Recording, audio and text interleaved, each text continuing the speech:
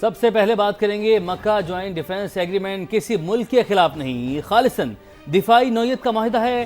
ایک پر حملہ سب پر حملہ کا اصول اقوام متحدہ کے چارٹر کے مطابق ہے۔ نائب وزیر اعظم اسحاق ڈار نے مکہ ایکارڈ پر وضاحت کر دی، خطے کے دیگر ممالک کے معاہدے مکہ میں شامل ہونے کا اندیا دیا اور شرائط بھی بتا دی۔ سوشل میڈیا بیان میں اسحاق ڈار نے کہا، معاہدہ اچانک طے نہیں پایا بلکہ کئی برس کے مذاکرات اور رابطوں کا ثمر ہے۔ یہ تینوں ممالک کا باہمی یا دیگر کوئی معاہدہ منسوخ یا تبدیل بھی نہیں کرتا۔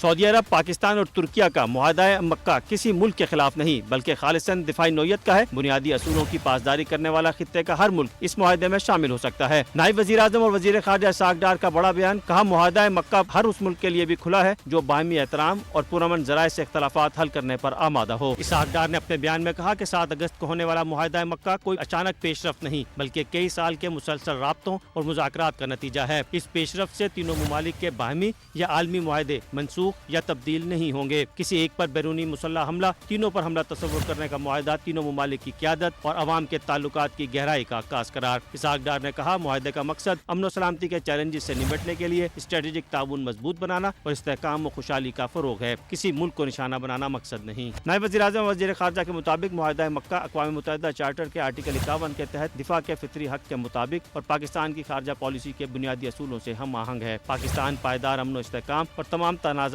کے پرامن حل کے لیے تعاون کے عزم پر قائم ہے۔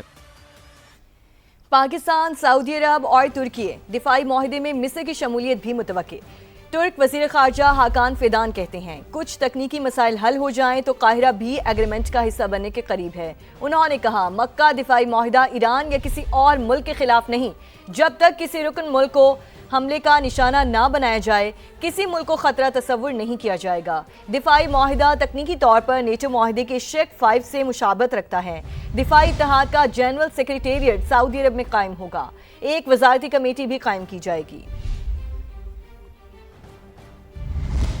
سیاسی اور مذہبی قیادت کا پاکستان، سعودی عرب اور ترکی کے درمیان دفاعی معاہدے کا خیر مقدم امن کی ضمانت قرار دے دیا۔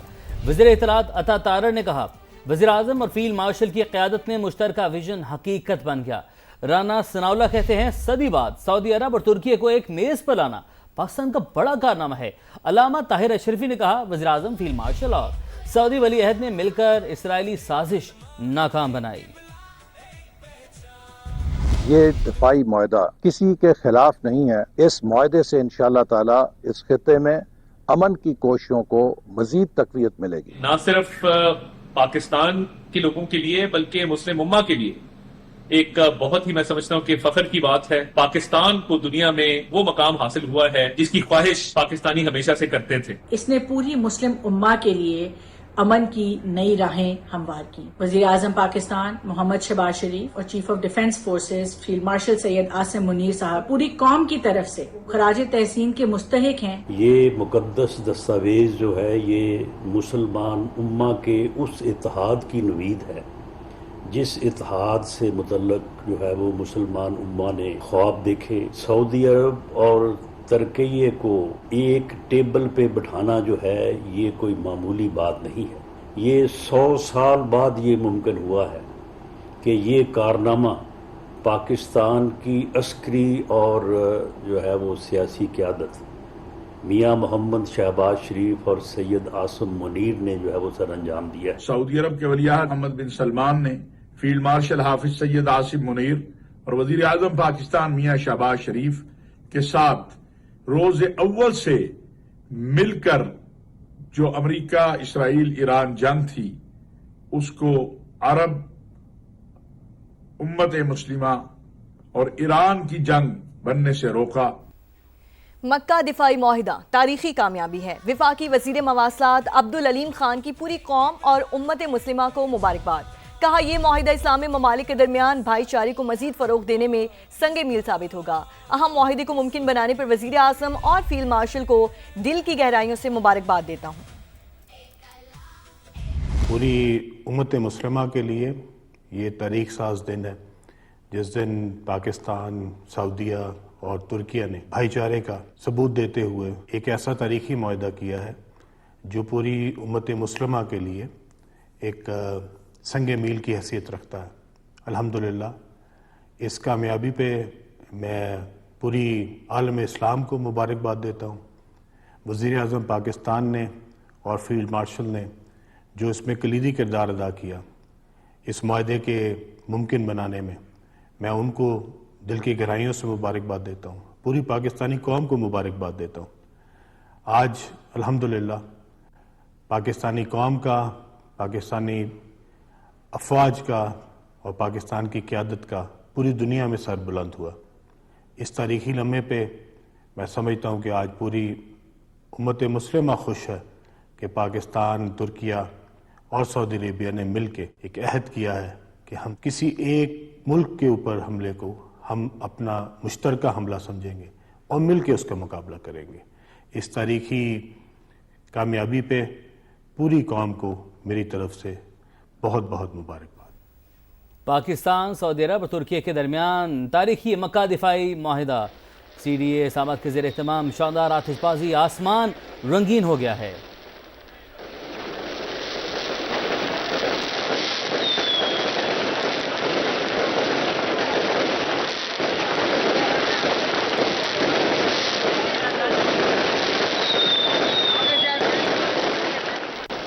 آگے بڑھیں اور آپ کو بتائیں میر رضا کیس میں نیا موڑ. قبر کشائی پوسٹ مارٹم رپورٹ کے بعد تفتیش کا رخ بدل دیا. اغوا کے مقدمے میں قاتل کی دفعہ 302 شامل. کیس کی تفتیش کے لیے بنائی گئی تحقیقاتی ٹیم بھی تبدیل. DIG عامر فاروقی کی سربراہی میں 5 رکنی نئی ٹیم کا پہلا اجلاس کل ہوگا. دوسرے پوسٹ مارٹم رپورٹ میں سچ سامنے آ گیا. میر رضا کو گولی پیچھے سے لگی، جسم پر تشدد کے نشانات پائے گئے. سندھ اسمبلی کی قائمہ کمیٹی برائے داخلہ کی چیئرپرسن فریال تالپور نے واقعے کا نوٹس لے لیا. وزیر اعلیٰ سندھ کو واقعے کی غیر جانبدارانہ تحقیقات کے لیے جوڈیشل کمیشن تشکیل دینے کی سفارش کر دی. نوید کمال کی رپورٹ. پہلے اغوا، پھر خودکشی اور آخر کار قتل. میر رضا کیس میں تفتیش کا رخ بدل گیا. قبر کشائی اور پوسٹ مارٹم کے بعد اغوا کا مقدمہ قتل میں تبدیل. FIR میں دفعہ 302 شامل. تفتیش کے لیے بنائی گئی نئی تحقیقاتی ٹیم میں بھی رد و بدل. DIG عامر فاروقی کی سربراہی میں 5 رکنی نئی ٹیم از سر نو تفتیش کرے گی. تحقیقاتی ٹیم کا پہلا اجلاس پیر کو ہوگا. ٹیم پہلے پوسٹ مارٹم میں شامل ڈاکٹرز اور ماہرین کا انٹرویو کرے گی. دونوں پوسٹ مارٹم رپورٹ زخموں، کپڑوں اور دیگر فورینزک شواہد کا تقابلی جائزہ لے گی. اضافی شواہد کی نشاندہی، جائزہ، فزیکل، ٹیکنیکل، واقعاتی اور فورینزک شواہد کا تجزیہ ہوگا. ٹیم کسی بھی افسر کو معاونت کے لیے شامل کر سکے گی. تحقیقاتی ٹیم مقررہ مدت کے اندر متعلقہ عدالت میں رپورٹ پیش کرے گی. دوسرے پوسٹ مارٹم کی رپورٹ نے پولیس کی نااہلی اور غفلت کا پردہ چاک کر دیا. میر رضا کو گولی پیچھے سے لگی جو کمر سے پسلیوں کو چیرتے ہوئے سینے سے باہر نکلی. یہی نہیں، میر رضا کو تشدد کا نشانہ بھی بنایا گیا تھا. ادھر سندھ اسمبلی کی قائمہ کمیٹی برائے داخلہ کے چیئرپرسن فریال تالپور نے میر رضا علی قتل کیس کا نوٹس لے لیا. وزیر اعلیٰ سندھ کو جوڈیشل کمیشن تشکیل دینے کی سفارش کر دی. کہا متاثرہ خاندان کو انصاف کی فراہمی میں کسی قسم کی کوتاہی برداشت نہیں کی جائے گی. کیمرہ ٹیم اور ساتھی رپورٹر شاہنواز قادری کے ساتھ نوید کمال، سما، کراچی.